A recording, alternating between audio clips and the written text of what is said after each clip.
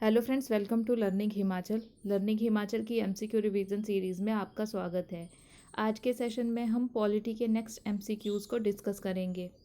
तो हमारे पास हमारा फर्स्ट क्वेश्चन है, the term state has been defined in which of the following article of Indian constitution. तो हमारा जो आर्टिकल नंबर 12 है वहाँ पर स्टेट को डिफ़ाइन किया गया है कॉन्स्टिट्यूशन में। ठीक है जी। तो जो स्टेट है वहाँ पर स्टेट की डेफिनेशन में कौन कौन क्या क्या आएगा, क्या क्या इंक्लूड होगा। सेंट्रल गवर्नमेंट के जो लेजिस्लेटिव ऑर्गन्स हैं, हमारे एग्जीक्यूटिव ऑर्गन्स हैं, हमारी पार्लियामेंट हो गई, जैसे हमारी स्टेट गवर्नमेंट में हमारी स्टेट लेजिस्लेचर है, स्टेट गवर्नमेंट के एग्जीक्यूटिव ऑर्गन्स हैं, या हमारी लोकल बॉडीज़ है, अर्बन लोकल बॉडीज़ हो गई, हमारी पंचायती राज इंस्टीट्यूशंस हो गए, डिस्ट्रिक्ट बोर्ड्स हैं, कोई गवर्नमेंट ट्रस्ट है। इनफैक्ट जो भी गवर्नमेंट से एसोसिएटेड चीज़ें हैं उन वो सारी की सारी जो है वो स्टेट की डेफिनेशन में आएंगी आर्टिकल 12 में। इवन कोई प्राइवेट बॉडी जो एज अ इंस्ट्रूमेंट गवर्नमेंट के लिए काम कर रही है तो वो भी स्टेट की डेफिनेशन में इंक्लूड होगी। तो जो हमारा आर्टिकल नंबर 12 है वो स्टेट को डिफाइन करता है कॉन्स्टिट्यूशन में। ठीक है। जो आर्टिकल नंबर 1 है वहाँ पर तो हमारे कंट्री का नाम बताया हुआ है और टेरिटरीज़ की बात की हुई है। आर्टिकल 8 में ओवरसीज सिटीजन्स की बात की हुई है। तो इस क्वेश्चन का जो राइट आंसर था वो था ऑप्शन नंबर डी। अगला क्वेश्चन डिस्कस करते हैं, under which article of Indian constitution a high court can issue writs to protect the fundamental rights. High court जो है आर्टिकल 226 में रिट्स जो इशू कर सकते हैं, जो रिट इशू करने की जो पावर है वो एक्सक्लूसिव ज्यूरिसडिक्शन नहीं है सुप्रीम कोर्ट की। सुप्रीम कोर्ट के साथ साथ हाई कोर्ट्स भी जो है आर्टिकल 226 में, जैसे सुप्रीम कोर्ट तो आर्टिकल 32 में रिट्स इशू करते हैं, वैसे ही हमारे हाई कोर्ट जो है वो आर्टिकल 226 में जो 5 टाइप की रिट्स हमने डिस्कस की है वो इशू कर सकते हैं। जो हाई कोर्ट है हमारे वो सिर्फ फंडामेंटल राइट्स को इम्प्लीमेंट कराने के लिए ही नहीं, आपके ऑर्डिनरी लीगल राइट्स के लिए भी रिट्स को इशू कर सकते हैं। लेकिन सुप्रीम कोर्ट सिर्फ फंडामेंटल राइट्स के लिए ही रिट्स को इशू करते हैं। हाई कोर्ट्स जो है वो अपनी रिट ज्यूरिसडिक्शन, रिट पावर को जो है वो परफॉर्म करने से मना कर सकते हैं, लेकिन सुप्रीम कोर्ट के केस में ऐसा नहीं होता है। इसीलिए कहा भी जाता है कि हाई कोर्ट की जो ज्यूरिसडिक्शन है, रिट ज्यूरिसडिक्शन है, वो सुप्रीम कोर्ट की रिट ज्यूरिसडिक्शन से बड़ी है। आर्टिकल 15 में सर्टेन ग्राउंड्स के ऊपर डिस्क्रिमिनेशन को प्रोहिबिट करने की बात हुई है। आर्टिकल 32 में हमने सुप्रीम कोर्ट की रिट ज्यूरिसडिक्शन को अभी अभी डिस्कस किया। आर्टिकल 35 आपका एम्पावर करता है पार्लियामेंट को कि फंडामेंटल राइट्स को इम्प्लीमेंट कराने के लिए जो भी लॉज बनेंगे वो उसके लिए जो भी पावर है वो पार्लियामेंट के पास है। तो ऐसा आर्टिकल 35 में बताया हुआ है। तो इस क्वेश्चन का राइट आंसर था हमारे पास ऑप्शन नंबर डी 226। अगला क्वेश्चन है हमारा, which of the following articles of Indian constitution empower the governor to issue ordinances during recess of the state legislature. तो जो ऑर्डिनेंस मेकिंग पावर है गवर्नर की आर्टिकल 213 में बताई हुई है। 123 में प्रेसिडेंट की ऑर्डिनेंस पावर के बारे में बताया है, और आर्टिकल 213 में आपके गवर्नर की ऑर्डिनेंस मेकिंग पावर के बारे में बताया हुआ है। जब भी स्टेट लेजिस्लेचर जो है वो, या कोई भी हाउस स्टेट लेजिस्लेचर का जो वो सेशन में नहीं होंगे, तो उस केस में जो है वो ऑर्डिनेंस जो है वो, अगर कोई इमरजेंसी सिचुएशन आ गई है तो जो गवर्नर है वो ऑर्डिनेंस जो है वो इशू कर सकते हैं। लेकिन अपनी मर्ज़ी, ये उनकी कोई अपनी मर्ज़ी नहीं होती कि गवर्नर ने ऑर्डिनेंस इशू कर दिया। गवर्नर हमेशा ही ऑर्डिनेंस जो है वो काउंसिल ऑफ मिनिस्टर, जिसको हेड करते हैं आपके सीएम, स्टेट की बात करें तो उन काउंसिल ऑफ मिनिस्टर की एडवाइस पर ही गवर्नर जो है वो ऑर्डिनेंस को इशू करते हैं। इसीलिए कभी भी अगर ऑर्डिनेंस जो है वो सीज टू ऑपरेट हो जाए तो जो एक्ट जो ऑर्डिनेंस के अंडर किए हुए होते हैं वो फुली वैलिड होते हैं। ठीक है जी। तो ऑर्डिनेंस जो है हमारा अमेंडमेंट्स के लिए इशू नहीं हो सकता है, फंडामेंटल राइट को ब्रिज करने के लिए इशू नहीं हो सकता है। ऑर्डिनेंस जो है वो सिर्फ उन्हीं सब्जेक्ट्स के ऊपर लेजिस्लेट कर सकता है या इशू हो सकता है जो स्टेट लिस्ट में है, इन केस अगर गवर्नर ऑर्डिनेंस लगा रहा है तो, लेकर आ रहा है तो। और क्या बोलते हैं, ऑर्डिनेंस जो है इसका पीरियड कितना है, तो जब तो आपकी लेजिस्लेचर जो है वो सेशन में होगी नहीं तो उसके बाद जब वो रीअसेंबल होगी तो विद इन 6 वीक्स जो है वो ऑर्डिनेंस को जो है वो अप्रूव कराना पड़ेगा आपके लेजिस्लेचर में। तो टोटल जो टाइम हो गया ऑर्डिनेंस का वो 6 मंथ्स और 6 वीक्स, ये दोनों को टोटल करके जो टोटल टाइम हुआ ये ऑर्डिनेंस का टोटल टाइम है, ठीक है, मैक्सिमम लाइफ जो भी है ऑर्डिनेंस की। तो हमारे पास जो ऑर्डिनेंस वाला आर्टिकल है ये गवर्नर जो इशू करता है ऑर्डिनेंस आर्टिकल 213 में करता है। ऐसे ही जो आर्टिकल 210 है आपका, ये आपके लेजिस्लेचर में जो लैंग्वेज यूज़ होगी उस बारे में बात करता है। कौन सा आर्टिकल? आर्टिकल 210। एंड आर्टिकल 214 आपका हाई कोर्ट्स, स्टेट के जो हाई कोर्ट्स हैं उससे रिलेटेड आर्टिकल कौन सा है? आर्टिकल 214, ठीक है। तो इस क्वेश्चन का राइट आंसर हमारे पास था ऑप्शन नंबर सी। अगला क्वेश्चन है हमारा, original jurisdiction of Supreme Court is mentioned in which of the following article of Indian Constitution? किस आर्टिकल में सुप्रीम कोर्ट की ओरिजिनल ज्यूरिसडिक्शन की बात की हुई है? तो जो आर्टिकल नंबर 131 है, यहाँ पर हाईलाइट नहीं किया हुआ है, प्लीज़ आप इस क्वेश्चन का जो राइट आंसर है वो है option number A, article 131। Article 131 में सुप्रीम कोर्ट की ओरिजिनल ज्यूरिसडिक्शन की बात की हुई है। Original jurisdiction of supreme court सिर्फ फेडरल केसेस से ही रिलेटेड है, कोई उसमें बाकी के इश्यूज़ नहीं होंगे, चाहे वो प्री कॉन्स्टिट्यूशनल ट्रीटीज़ हो, ऐसे कोई इश्यूज़। सिर्फ जो सुप्रीम कोर्ट की ओरिजिनल ज्यूरिसडिक्शन है वहाँ पर कौन कौन से मैटर्स आएंगे? आपके सेंटर स्टेट के जो डिस्प्यूट्स से रिलेटेड मैटर हैं, या स्टेट्स और सेंटर के बीच में जो डिस्प्यूट्स के मैटर हैं, ऐसे मैटर्स जो है वो ओरिजिनल ज्यूरिसडिक्शन में आएंगे जो सुप्रीम कोर्ट की है आर्टिकल 131 में। आर्टिकल 132 सुप्रीम कोर्ट की अपीलिएट ज्यूरिसडिक्शन की बात करता है।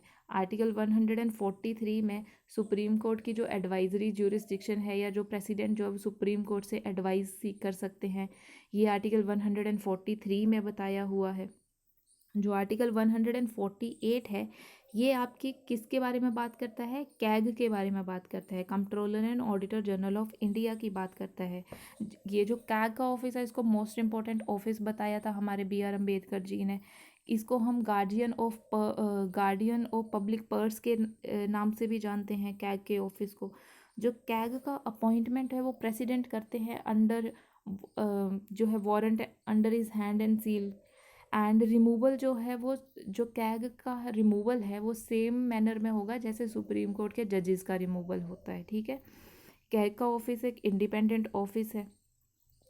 तो कैग के बारे में आपको इतनी बातें जो वो याद रखनी है। तो इस क्वेश्चन का जो 94th क्वेश्चन है हमारा, इसका जो राइट आंसर है option number A, article 131।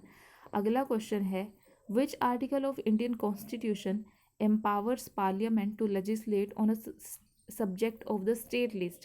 State list के सब्जेक्ट में पार्लियामेंट कब लेजिस्लेट कर सकती है? ऐसे तो एक्सक्लूसिवली यूनियन लिस्ट है, स्टेट लिस्ट है, अपनी अपनी लिस्ट के ज्यूरिसडिक्शन में ही सेंटर और स्टेट जो है वो परफॉर्म करते हैं। लेकिन कुछ एक स्पेशल केसेस हैं जिनके बारे में हम पिछले सेशन में भी बात कर चुके हैं, कि जैसे अगर स्टेट में प्रेसिडेंट रूल हो, या इमरजेंसी लगी हुई हो, नेशनल इमरजेंसी, या इंटरनेशनल एग्रीमेंट्स को इम्प्लीमेंट कराने की बात हो, या जब कोई स्टेट्स मिलकर सेंटर से रिक्वेस्ट करे, या आर्टिकल 249 में जब राज्यसभा 2/3 मेजोरिटी से नेशनल इंटरेस्ट में ऐसा रेसोल्यूशन पास करे, उस केस में भी पार्लियामेंट जो है वो स्टेट के मैटर्स में लेजिस्लेट कर सकती है। तो इस क्वेश्चन का राइट आंसर है हमारे पास ऑप्शन नंबर डी, आर्टिकल 249। जो हमारे पास ये जो 226 है, आर्टिकल नंबर 226, ये तो हमने अभी अभी देखा कि हाई कोर्ट की ज्यूरिसडिक्शन की बात करता है, रिट ज्यूरिसडिक्शन की बात करता है। ऐसे ही आर्टिकल हमारा 115 ये सप्लीमेंट्री ग्रांट्स के बारे में बताता है। और आर्टिकल जो 116 है ये बोट्स ऑन अकाउंट की बात करता है। तो हमें ये सारे आर्टिकल्स जो है वो रिमेंबर रखने हैं। अगला क्वेश्चन है हमारा, Which of the following article of Indian Constitution empowers the President to appoint Comptroller and Auditor General of India? हम अभी अभी डिस्कस कर चुके हैं कि प्रेसिडेंट जो है वो कैग को जो है वो अपॉइंट करते हैं आर्टिकल 148 जो है वो कैग के अपॉइंटमेंट से रिलेटेड है। जो 149 में जो कैग की ड्यूटीज़ और पावर्स के बारे में बताया हुआ है। 150 में जो कैग जो है वो प्रेसिडेंट 150 में कैग जो है वो प्रेसिडेंट को रिपोर्ट देता है। 151 में कैग जो है वो ऑडिट करता है रिपोर्ट्स को। तो ये सारे आर्टिकल्स जो है वो कैग से रिलेटेड हैं। ठीक है जी, तो इस क्वेश्चन का जो राइट आंसर था ये था ऑप्शन नंबर बी 148 जो है वो आपके CAG controller and auditor general से रिलेटेड है। हमारा अगला क्वेश्चन है article 30 of Indian constitution deals with freedom of conscience, right to propagate religion, right of minorities to establish and manage educational institution, cultural and educational right of the majority community।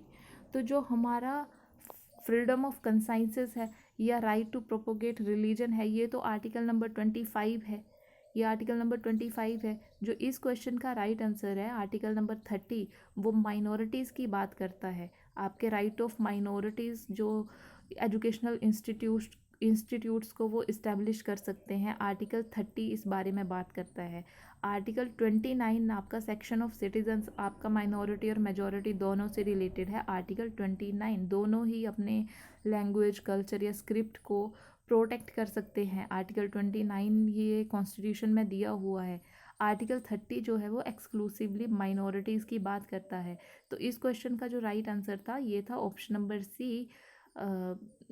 ठीक है, अगला हमारे पास question है which article of Indian constitution declares Devanagari Hindi as an official language of India. Official language of India, not national language. ठीक है, हमारी official language है हिंदी, नेशनल लैंग्वेज नहीं है।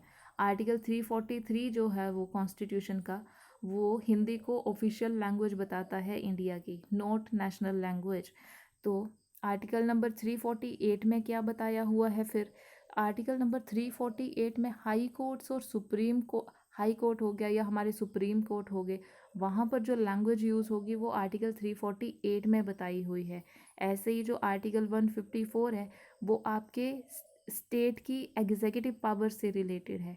आर्टिकल 156 आपका गवर्नर की टर्म के बारे में बात करता है। तो इस क्वेश्चन आर्टिकल 343। अगला क्वेश्चन है हमारा money bill has been defined in article 110, 111, 112 and 113। तो दिख रहा है हमारे को कि आर्टिकल 110 जो है वो मनी विल की डेफिनेशन के बारे में बात करता है। क्या क्या जो है वो मनी विल की डेफिनेशन में आएगा? अगर मनी विल की डेफिनेशन में जैसे आपके कोई टैक्स का इम्पोजिशन करना हो या अबोलिशन है, ऐसे मैटर्स जो है वो मनी विल में आएंगे आपके। या कंसोलिडेटेड फंड ऑफ इंडिया से मनी का विड्रॉल करना है, ऐसे बिल्स आपके मनी बिल से रिलेटेड है। अगर कोई सेंटर की बोरोइंग से रिलेटेड बिल, वो आपकी मनी बिल की डेफिनेशन में आएगा। या कंसोलिडेटेड फंड ऑफ इंडिया के ऊपर कोई एक्सपेंडिचर चार्ज करना है तो वो भी आपके मनी बिल की डेफिनेशन में आएगा। तो आपका 110 आर्टिकल जो है वो मनी बिल की डेफिनेशन की बात करता है। ऐसे ही आर्टिकल 111 जो है आपके असेंट्स टू बिल्स की बात करता है। सेंट्रल लेवल पर कौन देते हैं असेंट? हमारे प्रेसिडेंट जब किसी बिल के ऊपर असेंट देते हैं तो फिर फाइनली वो बिल जो है वो लॉ बन जाता है। तो 3 केसेस हैं। अगर तो कोई बिल जब प्रेसिडेंट के पास आता है तो उनके पास एक ऑप्शन है कि वो असेंट दे दे। अगर तो उन्होंने असेंट दे दिया तो बिल अप्रूव हो गया, बिल जो है वो फाइनली लॉ बन जाएगा। या तो दूसरा ऑप्शन प्रेसिडेंट के पास होता है कि वो बिल को विदहोल्ड कर लेते हैं। जब उन्होंने बिल को विदहोल्ड कर लिया तो फिर तो ख़त्म हो गया, लैप्स हो गया बिल, उसके बाद लॉ नहीं बनेगा बिल। और तीसरा ऑप्शन उनके पास रहता है कि वो रिकंसीडर करने के लिए दे सकते हैं वापस से बिल को। जब उन्होंने वापस से रिकंसिडरेशन के लिए दे दिया तो एक ही बार रिकंसिडरेशन के लिए देंगे, ठीक है। तो उसके बाद अगर दोबारा से सेम टू सेम बिल जो है वो दोबारा प्रेसिडेंट के लिए आता है, प्रेसिडेंट के पास आता है, तो 42nd अमेंडमेंट एक्ट में ये कंपलसरी है, ये मैंडेटरी है कि प्रेसिडेंट को अपनी असेंट जो है वो देनी ही देनी पड़ेगी। तो आर्टिकल 111 जो है वो असेंट्स ऑफ बिल्स से रिलेटेड है। ऐसे ही आर्टिकल 112 आपका बजट टर्म तो कहीं पे भी एग्जैक्टली मेंशन नहीं की हुई है, आपका एनुअल फाइनेंशियल स्टेटमेंट लिखा हुआ है। तो 112 जो है वो आपका एनुअल फाइनेंशियल स्टेटमेंट से रिलेटेड आर्टिकल है। आर्टिकल 113 आपका पार्लियामेंट्री प्रोसीजर्स के बारे में बात करता है। तो ये सारे आर्टिकल हमें ध्यान में रखने हैं, ठीक है। तो मनी बिल जो से रिलेटेड आर्टिकल था, ऑप्शन नंबर ए आर्टिकल 110। हमारा लास्ट क्वेश्चन है, which article of the constitution laid down that state shall take steps to organize village panchayats? तो आर्टिकल 40 डीपीएसपी में हमारा जो गांधीयन डीपीएसपी है, तो आर्टिकल 40 में विलेज पंचायत को ऑर्गेनाइज करने की बात जो है वो की हुई है। आर्टिकल जो 36 है, देखो एक तो आर्टिकल 12 में स्टेट को डिफाइन किया हुआ था, ऐसे ही आर्टिकल 36 में भी स्टेट को डिफाइन किया हुआ है। और हमने देख लिया कि स्टेट की डेफिनेशन में जो भी गवर्नमेंट होगा वो स्टेट की डेफिनेशन में आता है। ऐसे ही आर्टिकल 73, जैसे आर्टिकल जो हमारा आर्टिकल 154 जो है वो हमारा स्टेट की एग्जेक्टिव पावर के बारे में बात कर रहा था, ऐसे ही आर्टिकल 73 जो है वो यूनियन की एग्जेक्टिव पावर्स के बारे में बात करता है। आर्टिकल 24 जो है हमारा वो प्रोहिबिट करता है चिल्ड्रन के एम्प्लॉयमेंट को फैक्ट्रीज़ में। तो ये जो सारे आर्टिकल्स हैं ये पूछे जाते हैं, कैसे ना कैसे स्टेटमेंट्स में आ सकते हैं। तो हमको ये सारे के सारे आर्टिकल्स जो है वो ध्यान में रखने हैं। तो आज के लिए हम इतने ही क्वेश्चन करेंगे। अब मिलेंगे हम अपने नेक्स्ट सेशन में, तब तक के लिए थैंक यू सो मच।